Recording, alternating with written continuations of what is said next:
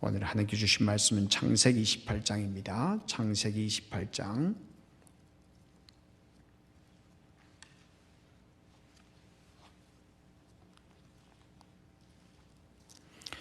창세기 28장 10절부터 22절까지. 창세기 28장 10절부터 22절까지 우리로 한 목소리로 천천히 하나님의 말씀을 봉독하도록 하겠습니다. 야곱이 브엘세바에서 떠나 하란으로 향하여 가더니 한 곳에 이르러는 해가 진지라. 거기서 유숙하려고 그곳의 한 돌을 가져다가 베개로 삼고 거기 누워 자더니 꿈에 본즉 사닥다리가 땅 위에 서 있는데 그 꼭대기가 하늘을 닿았고 또 본즉 하나님의 사자들이 그 위에서 오르락 내리락 하고 또 본즉 여호와께서 그 위에 서서 이르시되 나는 여호와니 너의 조부 아브라함의 하나님이요 이삭의 하나님이라. 내가 누워있는 땅을 내가 너와 내 자손에게 주리니 내 자손이 땅의 티끌같이 되어 내가 서쪽과 동쪽과 북쪽과 남쪽으로 퍼져나갈지며 땅의 모든 족속이 너와 내 자손으로 말미암아 복을 받으리라. 내가 너와 함께 있어 내가 어디로 가든지 너를 지키며 너를 이끌어 이 땅으로 돌아오게 할지라. 내가 네게 허락한 것을 다 이루기까지 너를 떠나지 아니하리라 하신지라. 야곱이 잠이 깨어 이르되 여호와께서 과연 여기 계시거늘 내가 알지 못하였도다. 이에 두려워하여 이르되 두렵도다. 이곳이여 이것은 다름 아닌 하나님의 집이요 이는 하늘의 문이로다 하고 야곱이 아침에 일찍이 일어나 베개로 삼았던 돌을 가져다가 기둥으로 세우고 그 위에 기름을 붓고 그곳 이름을 베델이라 하였더라. 그 성의 옛 이름은 루스더라. 야곱이 서원하여 이르되 하나님이 나와 함께 계셔서 내가 가는 이 길에서 나를 지키시고 먹을 떡과 입을 옷을 주시오 내가 평안히 아버지 집으로 돌아가게 하시오면 여호와께서 나의 하나님이 되실 것이요 내가 기둥으로 세운 이 돌이 하나님의 집이 될 것이요 하나님께서 내게 주신 모든 것에서 10분의 1을 내가 반드시 하나님께 드리겠나이다 하였더라. 아멘. 지난 한 주간 잘 보내셨습니까? 어려운 가운데서 이렇게 잘 인내해 주셔서 감사드리고 또 이렇게 함께 예배 드리게 해주셔서 예배 드리는 여러분이 있어서 참 감사합니다. 제가 일전에 읽었던 글 중에서 붕어빵이라는 짧은 글이 있었습니다. 붕어빵. 아주 제목이 짧아요. 이 글은 어느 목사님의 경험을 담고 있는데 이 목사님의 경험의 이야기인 적이 이렇습니다. 이분이 전남 보성읍 전남 출신인데요. 자유당 시대 때의 국회의원 집안이었다고 합니다. 그 당시에 국회의원 자녀이면 대단한 집안 아닙니까? 그래서 중학교 때까지 잘 먹고 잘 살고 그리고 잘 입는 그런 아이였다고 합니다. 그러니까 무척 부유하게 자랐던 것이죠. 그런데 자기가 다니던 그 학교에 한 학생이 있었는데 이 학생은 교복 안에 내복도 입지 못하고요. 점심때만 되면 밖으로 나가버렸다고 합니다. 그러니까 너무 가난해서 도시락도 싸우지 못하는 그런 환경이었던 거예요. 그래서 이 목사님께서 자기가 생일 선물로 받은 그 털 스웨터를 가지고 와서 그 친구에게 안 입는다는 것을 억지로 입혀주기도 하고요. 싸운 도시락을 그렇게 나눠 먹기도 하고 그러면서 가까이 사귀었다고 합니다. 그러는 가운데 살구 혁명이 일어난 것입니다. 집안이 쫄딱 망한 것입니다. 그래서 집도 어려워졌고요. 그리고 친구들도 다 멀어져 버렸습니다. 그러니까 철저하게 혼자가 돼버린 것입니다. 그렇게 어려움을 겪던 그 해 여름에 30리쯤 떨어진 그 해수욕장을 걸어갔다고 합니다. 돈도 없었고요. 같이 갈 친구도 없었는데 매해 갔던 곳이었기 때문에 이분이 그냥 발걸음이 옮겨졌던 것이죠. 그렇게 해서 해수욕장에 도착했습니다. 그곳에 도착했더니 자기가 늘 도와주던 가난한 친구가 그곳에 있더랍니다. 깜짝 놀란 거죠. 그 친구가 자기를 보고서 너무 반갑다고 인사를 하더니만 갑자기 뜬금없이 그렇게 물었답니다. 혹시 너 점심 먹었니? 라고 그렇게 물었답니다. 배는 너무 고픈데요. 이분이 초라한 모습을 보이기 싫어서 응 먹었어 라고 그렇게 이야기를 했습니다. 근데 이 친구가 눈치를 챈 거예요. 그래서 너 여기 잠시 기다려 라고 그렇게 이야기를 하더니만은 다른 곳에 갔다가 돌아오면서 종이봉지 하나를 손에 꼭 쥐어주더랍니다. 그러면서 이건 먹어 라고 그렇게 이야기를 하더랍니다. 그러면서 이 친구가 읍내로 가는 그 길을 향하여 뒤도 돌아보지 않고 달려가더랍니다.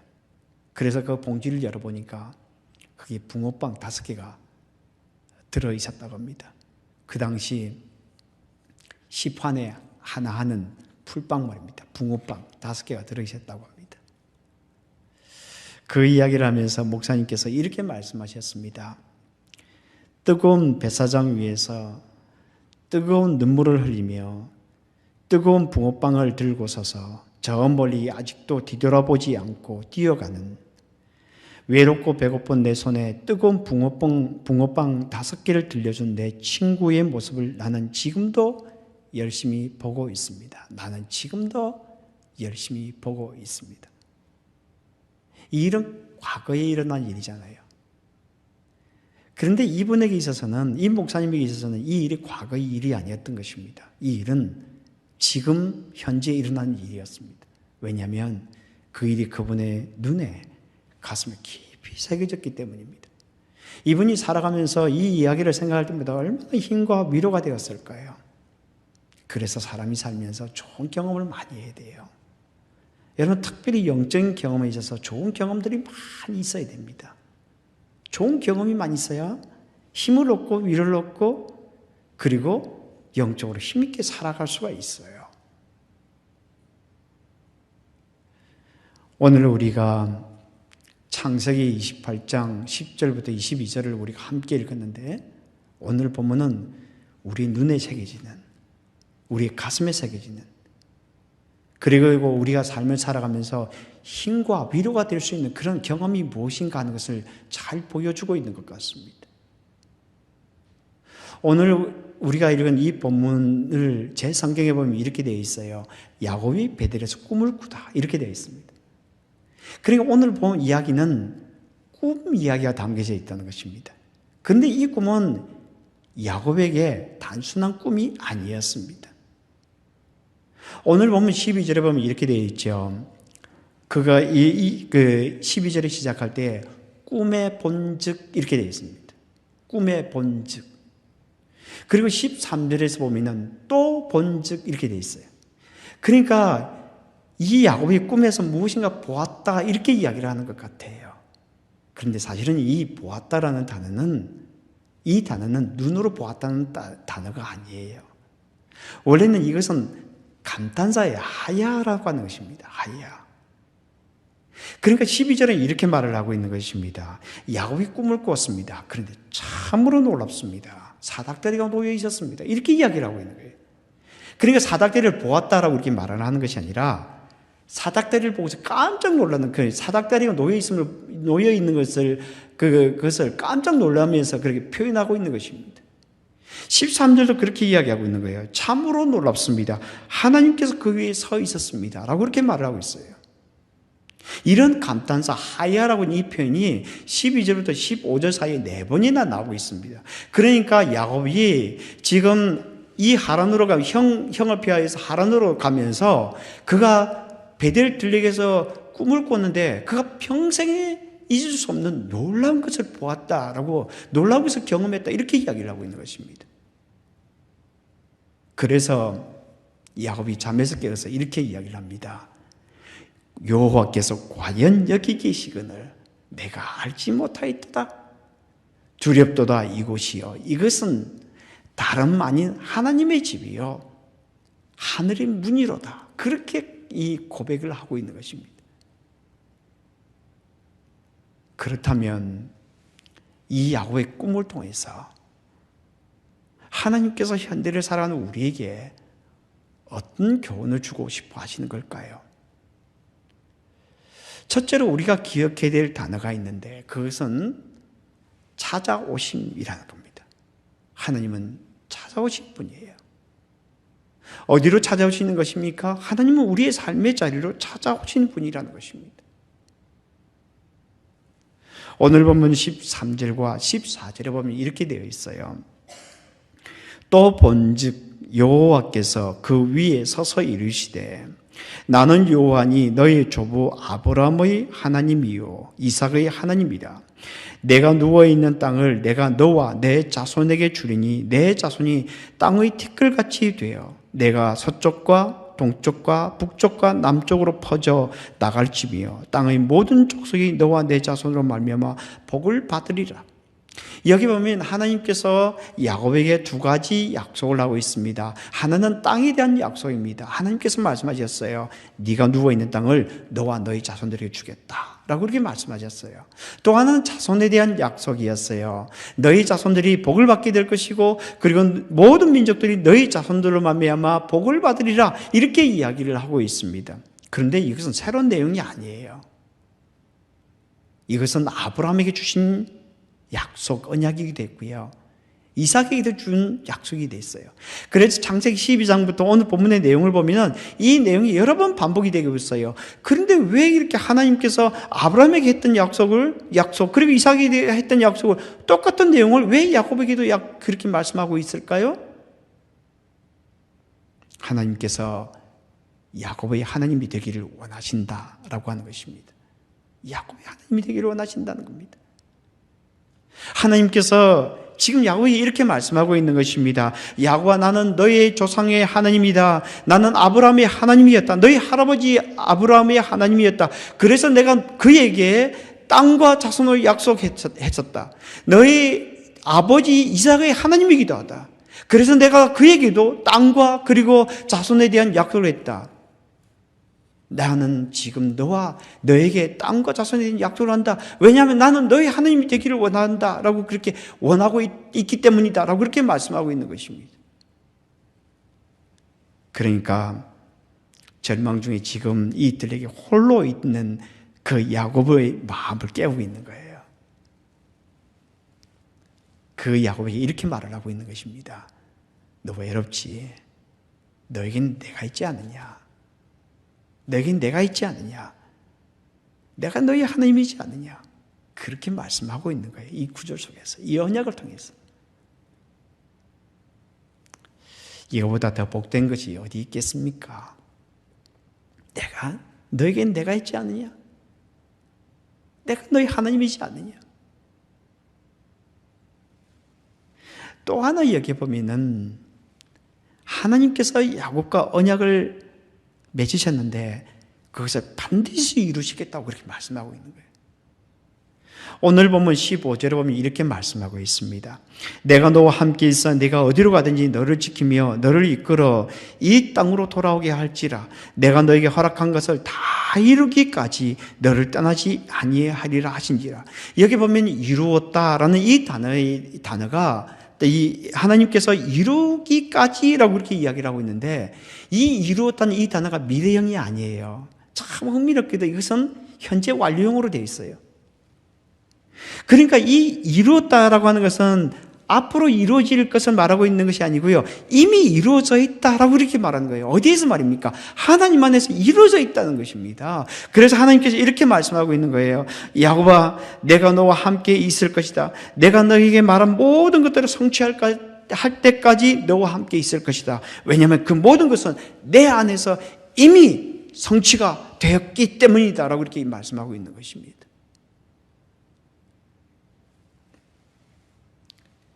그러니까 하나님께서 어떻게 약속을 이루신다고요? 하나님께서 우리의 미래를 가슴에 담는 것입니다. 이미 하나님 안에 완성이 된 겁니다. 그리고 그것을 이루어 나가십니다. 그것이 하나님의 역사예요. 우리는 생각합니다. 앞으로 이루어질 것을 생각합니다. 그러나 하나님 안에서 이미 이루어졌다. 이렇게 말씀하고 있습니다. 우리의 미래는 하나님의 손에 있습니다. 그리고 하나님께서 우리 미래를 이끌어 나가실 것입니다. 왜냐하면 그분은 우리의 하나님이시기 때문입니다. 여러분, 예레미야 선지자를 보십시오. 예레미야 29장에 보면은 이스라엘 백성들이 바벨론 포로로 잡혀가 있었거든요. 그때 이스라엘 백성들은 그들의 미래에 대한 두려움이 있었습니다. 그래서 거짓 선지자들을 찾아다니기도 하고요. 그리고 점쟁이들을 찾아다녔습니다. 그들의 미래가 어떻게 될지 그들은 묻고 싶었기 때문입니다. 그때 하나님께서 예레미야를 통하여 이렇게 말씀하셨습니다. 바벨론에서 70년이 차면 내가 너희를 돌보고 나의 선한 말을 너희에게 성취하여 너희를 이곳으로 돌아오게 하리라. 70년이 지나면 70년이 찰 때까지 내가 너희들을 돌보고 그리고 너희들을 다시 돌아오게 할 것이다. 이렇게 하면서 하나님께서 이렇게 말씀하셨습니다. 여호와의 말씀이니라. 너희를 향한 나의 생각을 내가 하나니 평안이요 재앙이 아니니라. 너희에게 미래와 희망을 주는 것이니라. 평안이요 재앙이 아니니라. 너에게 미래와 희망을 주는 것이니라. 예레미야 29장에 나와 있는 말씀입니다. 혹시 우리들 가운데 미래가 어떻게 될지 염려가 되는 분들이 있습니까? 염려하지 않게 되기를 바랍니다. 왜냐하면 하나님이 저와 여러분들이 하나님이시기 때문입니다. 혹시 우리들 가운데 나의 자녀들이 어떻게 될지 마음에 근심이 있는 분들이 있습니까? 내가 잘 해주지 못해서 아이들은 어떻게 될까 염려되는 분들이 있습니까? 근심하지 않게 되기를 바랍니다. 왜냐하면 하나님은 저와 여러분들의 그 자녀들이 하나님이 되기도 하기 때문입니다. 그래서 하나님께서 하나님의 마음에 가지고 있는 그들을 향한 그 미래, 그것을 하나님께서 이뤄 나가실 것을 믿기 때문입니다. 우리가 자녀들을 지켜줄 수 있나요? 물론 우리가 최선을 다해서 그들을 도와주지만 우리는 그들의 미래를 책임질 수가 없습니다. 그런데 이 언약의 말씀을 하시면서 왜 하나님께서 이 사닥다리를 보여주셨을까요? 우리는 사닥다리를, 야곱이 본 사닥다리를 생각하면서 그 사건만 기억하는 경우가 많습니다. 그런데 생각 한번 해보세요. 사닥다리 없어도 하나님께서 이 야곱의 하나님이 되신다는 걸 충분히 다 말씀해 주시잖아요. 하나님은 전능하신 분이잖아요.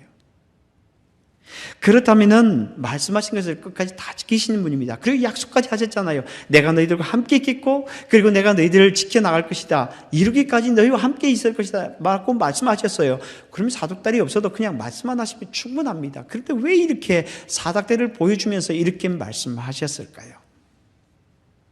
단적으로 표현하자면 하나님은 말씀만 하는 분이 아니에요. 하나님은 우리들과 함께 우리들 가운데로 들어오신 분입니다. 찾아오신 분이에요. 우리들의 삶 가운데로 들어오셔서 우리와 함께 삶을 나누기를 원하시는 분이라는 것입니다. 이것을 사닥다리를 통하여 보여주는 것입니다. 오늘 본문 12절에 보면 이렇게 되어 있죠. 꿈에 본즉 사닥다리가 땅 위에 서 있는데 그 꼭대기가 하늘에 닿았고 또 본즉 하나님의 사자들이 그 위에서 오르락 내리락 하고, 이것을 문자 그대로 표현하면 이렇게 되어 있습니다. 야곱이 꿈을 꿨습니다. 그런데 참으로 놀랍습니다. 사닥다리 하나가 땅 위에 놓여 있었습니다. 그런데 그 사닥다리는 하늘까지 닿아 있었고 그리고 천사들이 오르락내리락 하고 있었습니다. 라고 그렇게 이야기를 하고 있습니다. 그러니까 이 야곱이 사닥다리를 보고 깜짝 놀란 것입니다. 이 표현도 그대로 하자면. 그런데 왜 놀랐는지 아무런 설명을 하고 있지 않습니다. 그런데 그 단서가 요한복음 1장에 나오고 있습니다. 요한복음 1장에 보면은 나다나엘이 예수님을 만나는 장면이 나오는데, 이때 나다나엘이 예수님께서 나다나엘을 보고 그렇게 말씀하십니다. 네가 무화과 나무 아래에 있을 때 내가 보았다. 이렇게 말씀하십니다. 그러니까 이 나다나엘이 깜짝 놀래가지고 그때 예수님께 이렇게 말씀합니다. 당신은 하나님의 아들이시요 당신은 이스라엘 임금이시니다. 이렇게 이야기를 합니다. 그러니까 예수님께서 나다나엘에게 이렇게 말씀하십니다. 내가 너를 무화과 나무 아래에서 보았다므로 나를 믿느냐? 네가 더 큰 일을 보게 될 터인데 하늘이 열리고 하나님의 사자들이 인자 위에, 여러분 보십시오. 예수님께서 어떻게 말씀하고 있습니까? 하늘이 열리고 하나님의 사자들이 인자 위에 오르락 내리락 하는 것을 보리라. 여기 창세기 28장에 보면은 사닥다리 위로 누가 오르내리셨습니까? 천사들이 오르락 내리락 했습니다. 근데 예수님께서 여기서 설명하기를 인자 위에 오르락 내리락 한다고 이렇게 말씀하셨습니다. 그러니까 이 예수님의 해석을, 예수님께서 말씀하신 것을 그대로 가지고 온다면 여기 지금 야곱이 보았던 것은 바로 예수 그리스도를 보았던 것입니다. 그래서 그가 깜짝 놀랐던 것입니다. 예수님은 어떤 분이십니까? 예수님은 우리를 찾아오시는 분입니다. 우리가 겪는 고통의 삶의 자리, 예수님은 하늘에만 계시는 분이 아니고 우리의 삶 가운데로 찾아오시는 분입니다. 그리고 우리의 고통을 함께 하시는 분입니다. 그리고 고통을 나누시기를 원하시는 분입니다. 그분이 바로 예수님이세요. 마가복음에 나오는 이 예수님의 모습을 보십시오. 마가복음 6장에 보면은 예수님께서 오병이어의 기적을 행한 후에 무리를 먼저 다 보내셨습니다. 그리고 제자들로 하여금 갈릴리 그 바다를 건너가게끔, 배를 타고 건너가게끔 했습니다. 그리고 예수님은 기도하러 가셨다 이렇게 말합니다. 그런데 제자들이 광풍을 만났습니다. 그래서 그들은 그 밤새도록 그들은 이 광풍과 씨름을 하고 있었습니다. 그 새벽이 되었습니다. 그때 그 새벽에 예수님께서 바다 위를 걸어서 그들에게 오셨습니다. 제자들이 유령인가 하여 깜짝 놀랐습니다. 그때 예수님께서 이렇게 말씀하셨습니다. 안심하라, 내니 두려워 말라. 안심하라, 내니 두려워 말라. 그분이 우리에게 말씀하는 내용이 이거예요. 안심하라, 내니 두려워 말라. 그리고 어떤 일이 일어났을까요? 성경에 보면은 배에 올라 그들이 가시니 바람이 그치는지라. 예수께서 배에 올라 그들이 가시니 바람이 그치는지라.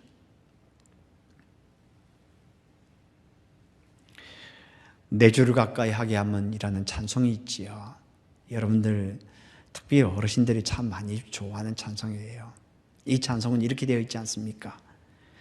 내 주를 가까이 하게 하면 십자가 짐 같은 고생이나 내 일생 소원은 늘 찬송하면서 주께 더 나가기 원합니다. 저희 부모님이 참 많이 불렀던 찬송입니다. 그래서 제 귀에 늘 그 찬송이 부르는 것을 많이 들었습니다.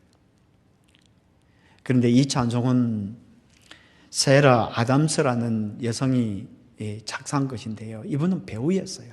아주 미모도 있고 그리고 재능도 있는 여배우였습니다. 그래서 이분이 가는 곳마다 언제나 흥행이 있었습니다.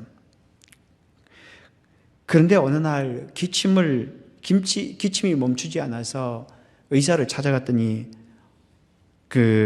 이분이 악몽 같은 진단을 받게 되었습니다. 폐기력이라는 것입니다. 요즘이야 폐기력 하면 별 큰 병이 아니지만 옛날에는 이 폐기력이 참 큰 병이었거든요. 제 부친이 폐기력을 알았기 때문에 이것이 얼마나 무서운지 저는 잘 압니다. 이분이 3살 때 어머니가 폐기력으로 세상을 떠났고요. 언니 엘리자베트도 폐기력을 앓고 있었습니다. 근데 이분이 32살에 이 진단을 받게 됩니다. 이분은 배우로서 그 일을 계속하기를 원했는데 생명이 위험할 수 있다라고 해서 그것을 그만두게 됩니다. 그리고 나서 윌리엄 팍스 목사님을 도와서 찬송을 만드는 그 일을 도우면서 그 일을 삶을 살면서 치료를 받고 있었는데요. 어느 날 이 창세기 28장의 말씀을 묵상하는데 이 창세기 28장에 나오는 이 야곱의 모습이 꼭 자기 모습 같더랍니다. 자기 모습. 그 들녘에서 홀로 있는 자기 모습 같더랍니다. 어린 시절 폐병으로 돌아가신 어머니, 연기자로서의 갈등, 지금은 형편없이 망가진 외모, 질병과 싸우던 나들, 그런 모습들을 생각해 보니까 야곱의 그 모습이 자기 모습 같더랍니다. 그런데 그 속에서 하느님의 이 세상에 이 아무간 비교할 수 없는, 이 고통과 비교할 수 없는 큰 행복을 주시는 하나님의 모습이 보이더랍니다. 그래서 이분이 이 찬송을 작사하였다고 합니다. 3절에 보면 그렇게 되어 있죠. 천성에 가는 길 험하여도 생명길 대단히 은혜로다. 생명길 대단히 은혜로다. 왜 이게 생명길일까요? 예수님 그분이 우리 삶 가운데 함께 계시기 때문입니다. 그래서 이렇게 찬송합니다. 천사날 부르니 늘 찬송하면서 주께 더 나가기 원합니다. 하나님께서 야곱의 꿈을 통하여 우리에게 보여주고 싶어하는 첫 번째 단어가 무엇인가 하면 찾아오심입니다. 찾아오심. 예수 그리스도께서 찾아오신다는 겁니다. 우리 삶 가운데 말입니다. 또 하나 이 본문을 통해서 주시는 단어가 무엇인가 하면 인도하심입니다. 첫 번째 기억해야 될 단어는 찾아오심입니다. 두 번째는 인도하심입니다. 오늘 본문 16절과 17절에 보면 이렇게 되어 있습니다. 야곱이 잠이 깨어 이르되 여호와께서 과연 여기 계시거늘 내가 알지 못하였도다. 이에 두려워하여 이르되 두렵도다. 이곳이여 이것이 다름 아닌 하나님의 집이요 이는 하늘의 문이로다 하고, 야곱이 꿈에서 깨어났습니다. 아직 밤중이었겠죠. 그때 이렇게 고백하고 있습니다. 이곳이 진짜 하나님의 집입니다. 이곳은 바로 하늘의 문입니다. 하늘로 들어가는 그 문입니다라고 이렇게 고백을 하게 됩니다. 그런데 이 야곱의 고백에는 두 가지 특징이 있어요. 하나는 야곱의 생각, 야곱의 관점이 바뀌게 되었다는 것입니다. 오늘 본문 18절과 19절에 보면 이렇게 되어 있죠. 야곱이 아침에 일찍이 일어나 베개로 삼았던 돌을 가져다가 기둥으로 세우고 그 위에 기름을 붓고 그곳 이름을 베델이라 하였더라. 이 성의 옛 이름은 루스더라. 야곱이 잠이 깨어서 그곳 이름을 무엇이라고 불렀는가 하면 베델이라고 불렀습니다. 베델은 무엇입니까? 하나님의 집입니다. 하나님의 집이라는 것은 하나님께서 머물러 계신 곳입니다. 하나님이 계신 곳이면 그것이 무엇입니까? 그것이 바로 성전인 것입니다. 그것이 바로 성전인 거예요. 그러니까 자기가 있는 그 들녘이 바로 성전이고 그것이 하나님께서 계신 곳임을 알게 된 것입니다. 그래서 그가 깨어나서 그가 삼았던 돌을 가지고 기둥을 세웁니다. 이 기둥을 세웠다는 말이 무슨 말인가 하면 성전을 세웠다는 것입니다. 그래서 이 야곱의 이야기에 있어서 이 성전이 너무나 중요합니다. 그런데 그 성전이 어디에 있습니까? 자기 삶 가운데 이 들녘이 바로 하나님의 성전임을 고백하고 있는 것입니다.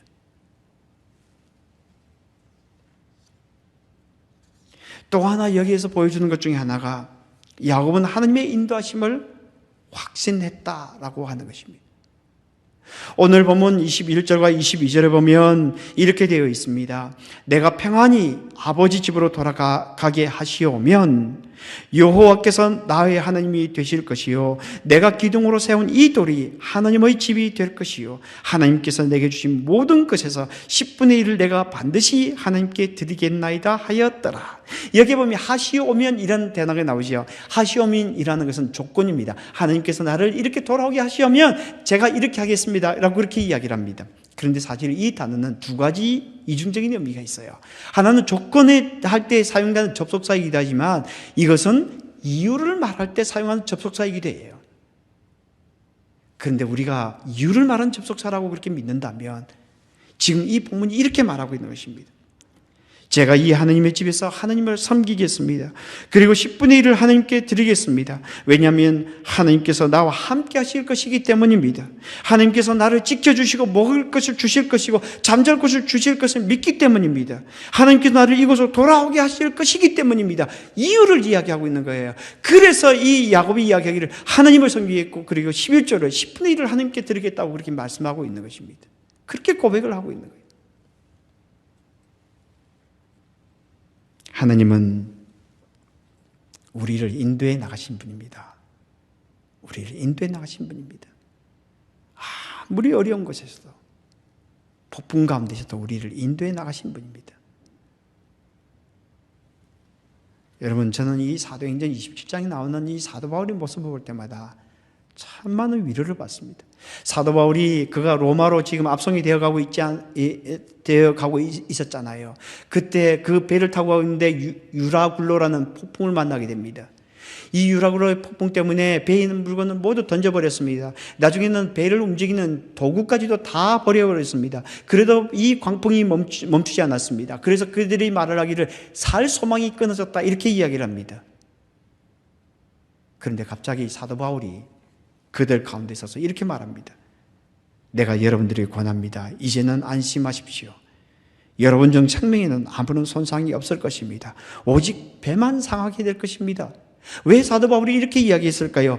성경에 보면 이렇게 말하고 있습니다. 내가 속한 바 곧 내가 섬기는 하나님의 사자가 어젯밤에 내 곁에 서서 말하되, 내가 속한 바 곧 내가 섬기는 하나님의 사자가 어젯밤에 내 곁에 서서 말하되. 그러면서 사도 바울이 이렇게 말을 마치고 있습니다. 그러므로 여러분들이요, 안심하십시오. 나는 내게 말씀하신 그대로 되리라고 하나님을 믿습니다. 나는 내게 말씀하신 그대로 되리라고 하나님을 믿습니다.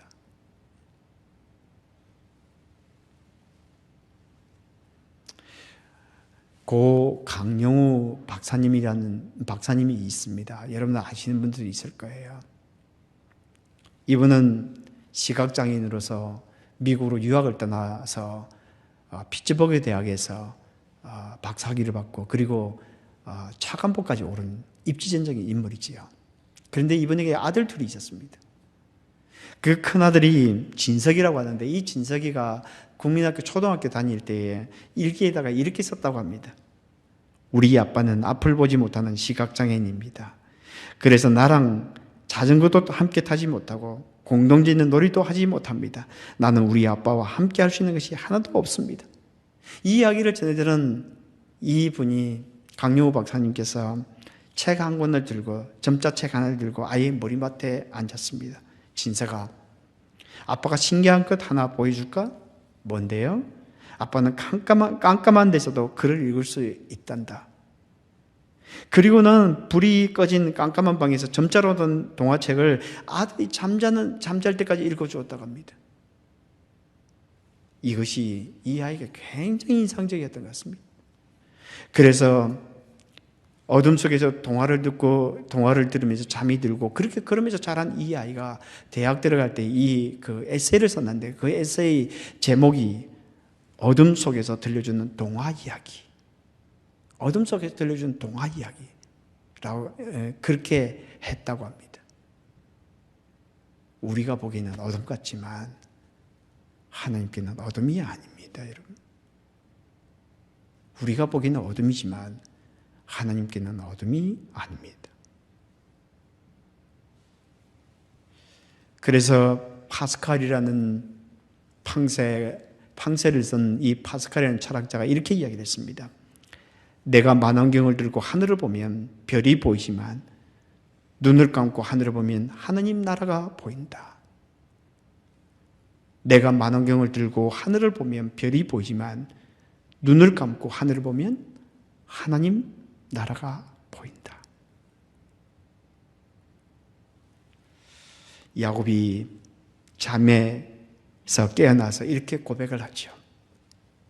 여호와께서 과연 여기 계시거늘 내가 알지 못하였도다.